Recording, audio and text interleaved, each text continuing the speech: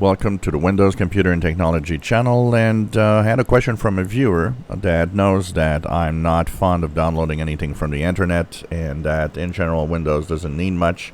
It runs well on its own, and of course cleaners are out of the question. If you have any cleaners, you're absolutely doing useless things on your PC.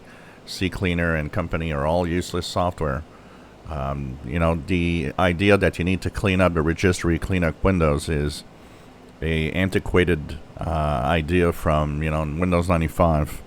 It's not like that anymore, but there's a lot of money behind the software, so of course they're trying to push you into thinking you need it.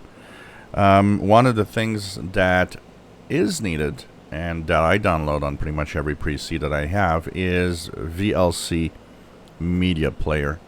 Why? Because Windows has one place where it lacks, and it's where multimedia files can be played. It plays several types of files, yes, but it doesn't play all, and there's a lot of missing standards in the playback of either the Windows Media Player or any player that Windows 10 and 11 comes with. So for the purpose of having really a full multimedia experience and a good one, a VLC media player is really needed. It's one of the minimum requirements that you download from the web. I'll share the link to the page, but I will actually tell you one thing to be careful of, because, and this is why I hate a lot of web pages and a lot of places where you download software. When you click the download VLC button, it'll bring you to a second page.